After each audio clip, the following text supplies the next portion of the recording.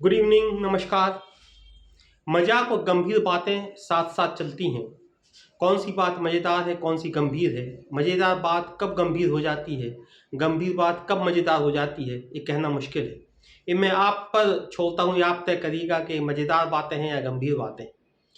मैं जब रिपोर्टिंग करता था सागर में, मैंने शुरू कर दी थी पत्रकारिता, तो वहाँ पे मैंने कुछ अलग अलग तरह के लोग देखे। मैं आपको कुछ किस्से सुनाता हूँ। एक दादा थे जो सूट सिलते थे। उनकी विशेषता ये थी कि वो हाथ की मशीन से सिलते थे, और जब वे एक सूट सिल के वापस कर देते थे तब वे दूसरे सूट का नाप लेते थे। यानी अगर आप उनके पास जाएं कि दादा मेरा सूट सिलना है, और उनके पास पहले से कोई ऑर्डर है या वे पहले से कोई सूट सिल रहे हैं, तो आपका नाप नहीं लेंगे। आप कहेंगे कि नाप ले लीजिए, वो कहेंगे नहीं, ये सूट हम सोमवार को वापस करेंगे, जिसका है बन के तैयार होके, तो तुम मंगलवार को आ जाना, तो तुम्हारा नाप ले लेंगे। तो स्वाभाविक सी बात है कि आप कहेंगे कि ऐसा ना हो मंगलवार को आप किसी और का नाप ले लो, तो कहेंगे नहीं, मंगलवार को हम तुम्हारा इंतजार करेंगे। अगर तुम मंगलवार को नाप देने नहीं आओगे तो फिर बुध को किसी और का लेंगे, तो मंगलवार को तुम आना। या जब तक उनके हाथ में एक काम होता था, एक सूट होता था, तो दूसरे के सूट का नाप भी नहीं लेते थे।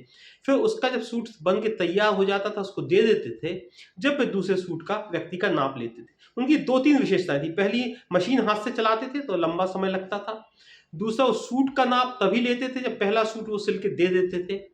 तीसरा, उनका जो नाप होता था वो 1 घंटे करीब चलता था। अब हाथ ऊपर करो, हाथ नीचे करो, सांस फुलाओ, सांस कम करो, सीने का नाप। मैंने ऐसा नाप जैसे कोई फिजिशियन बॉडी का चेकअप कर रहा हो, इस तरह से करीब उनका 1 घंटा का नाप चलता था। और चौथी सबसे महत्वपूर्ण बात, उनकी सिलाई बदलती रहती थी, उसका रेट बदलता रहता था। जैसे उनने आपसे एक 80 रुपया लिया, लेकिन हो सकता है कि आप जब अगला सूट सिलाने जाएं तो आपसे कहें कि भैया 90 रुपया लगेगा। आपने पूछा क्यों दादा, क्या हो गया? अरे इस बार बिजली का बिल ज़्यादा आ गया, तो 80 की जगह 90 रुपया दे दो। कई बार ये भी होता था कि 80 रुपया सूट की सिलाई तय है, वो आपसे 75 रुपया मांगे। दादा क्या हुआ? कुछ नहीं भैया, इस बार पैसे बच गए कुछ महीने के खर्च में, तो आपसे 75 रुपये ही दे दो। तो उनकी सिलाई ज़रूरत के हिसाब से कम ज़्यादा होती थी। जो मैंने पूरे देश में सिर्फ इकलौते जो दर्जी काका थे उनको देखा, और दूसरा कोई ऐसा केस हमने देखा नहीं। एक दादा थे, वो समोसा बनाते थे। हम यूनिवर्सिटी में पढ़ते थे तो विश्वविद्यालय में उनका टपरा था। वो कभी 55, 57, 60, 55 से 60 के बीच में समोसे बनाते थे। एक आदमी को सिर्फ 2 समोसा देते थे। अगर आप कहें कि हमको 4 खाना है तो नहीं देते थे। कभी हम लोग की फेयरवेल हो या वेलकम हो या कोई पार्टी हो या क्लास एक साथ हम लोग बैठे हों, 20 समोसा मांगे तो नहीं देते थे। उनका कहना था कि हम 50 से 60 के बीच, 55 से 60 के बीच में समोसे बनाते हैं। हमारे कुछ ग्राहक हैं जो रोज आते हैं। अगर हमने आपको 30 समोसे पार्टी के लिए दे दिए, तो वो लोग जो रोज समोसे खाने आते हैं उनका क्या करेंगे? तो आप उनसे स्वाभाविक सी बात है कि आप कहें कि हम आप पहले से ऑर्डर ले लीजिए, कल पार्टी है तो कल आप 30 समोसे ज़्यादा बनाना। नहीं देते। हमारा सब हिसाब किताब सीमित है। तेल, पानी, आलू, मसाले, तेल, घर, हमारी बुढ़ी अम्मा डुकरिया, अपनी पत्नी को डुकरिया बोलते थे, हमारी डुकरिया, सब एक सीमित है। हमारी जो ताकत है वो 55 से 60 समोसे ही बनाने की है, तो हम इससे ज़्यादा हम नहीं बना पाएंगे। तो उन्होंने कभी किसी को 3 समोसे, 4 समोसे खाने को नहीं दिए, कभी किसी की पार्टी को समोसे नहीं दिए, सिर्फ 2 समोसे ही वो एक व्यक्ति को खाने को देते थे। एक कुछ अलग तरह की बात। एक दादा थे, वो चाय बनाते थे। सागर शहर की सबसे अच्छी चाय, सबसे सस्ती चाय वो बनाते थे। लेकिन उनकी विशेषता ये थी कि वो वहाँ पे लिखे थे कि कृपया अपना कप बसी खुद धोएं। तो उनसे कई बार, हम लोग स्टूडेंट थे तो थोड़ा उसमें रुआब रहता है, कहते यार दादा कप बसी क्यों धुलवाते हो यार, तुम एक नौकर क्यों नहीं लगा लेते? तो कहते थे नौकर की तनख्वाह है। उन्होंने कहा वो नौकर लगा लेंगे तो उसको तनख्वाह देना पड़ेगी, तनख्वाह दे देना, तनख्वाह देंगे तो चाय की कीमत बढ़ जाएगी। तो जब पूरे शहर में 1 रुपये की चाय मिलती थी तो वे 60 पैसे की देते थे। जब 1.5 रुपये की थी तो 1 रुपये की देते थे। और जब 2 रुपये की चाय हो गई थी तो वे 1.25 रुपये की चाय देते थे। क्यों? क्योंकि पैसा उतना, जितनी कम से कम कीमत में वो चाय देते थे। और नौकर को इसीलिए नहीं रखते थे कि उसकी तनख्वाह से चाय महंगी हो जाएगी। एक आखिरी गप जो मुझे बहुत इमोशनल भी लगती है। एक दादा थे, वो तांगा चलाते थे, उनसे हमारी पहचान थी, वो मुझे अच्छे लगते थे।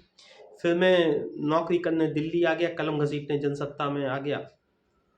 तो यहाँ से जब मैं कभी कभी घर जाता था तो रात में मिल जाते थे, तो मैं कोशिश करता था कि वो किनारे में उनका तांगा रहता था, क्योंकि उस समय ऑटो की दुनिया थी और सब लोग ऑटो से आते जाते थे, तो मैं कोशिश करता था कि दादा हों रात में, तो मैं उनके साथ टांगे में बैठ के घर जाऊँ और उनसे कई गप्पें भी हो जाती थी।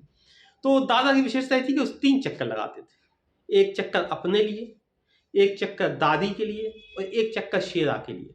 शेरा उनके घोड़े का नाम था, वैसे शेरा उनके बेटे का नाम था, लेकिन एक कोई महामारी फैली थी वो सुनाते थे, जिसमें उसका इलाज नहीं हो पाया, वो बीमारी में मर गया। तो बाद में उन्होंने अपने बेटे के नाम पे अपने घोड़े का नाम रख लिया शेरा। तो 1 चक्कर वो शेरा के लिए लगाते थे। 2-3 बार हम गए रात में, दादा हमें मिले नहीं, मैं ऑटो से घर चला गया। फिर एक बार वो मिल गए शहर में घूमते हुए, तो हमने कहा दादा आजकल आप रात में दिखे नहीं, हम 2-3 बार से आपको खोज रहे थे।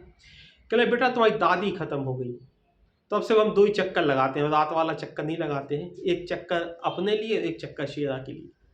तो उन्होंने सिर्फ 2 ही चक्कर लगाना शुरू कर दी, क्योंकि 1 चक्कर का जो पैसा था, उसका जो उपभोक्ता था, जो दादी थी, वो खत्म हो गई।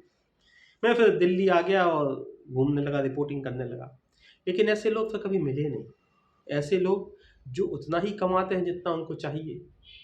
ऐसे लोग जो अपने काम के प्रति इतने कमिटेड हैं कि जब एक काम पूरा हो जाएगा तभी दूसरा लेंगे। वे लोग जो आपके हित का ध्यान रखते हैं कि आपकी इच्छा है या आप कुछ सोच के आए हैं तो आपके पूरा हो। या वे लोग जो चाहते हैं कि कम से कम चीज़ सस्ती हो, उसके लिए वो नौकर भी नहीं रखेंगे। ऐसे लोग अब कहाँ मिलते हैं। ये गप मजाक थी या गंभीर थी मुझे नहीं पता, ये मैं आप पे छोड़ता हूँ। लेकिन ऐसे लोग अगर कुछ आप जिनको जानते हो जो मुझे अलग तरह के लोग लगे, तो मुझे बताइएगा ज़रूर, भेजिएगा ज़रूर। नमस्कार।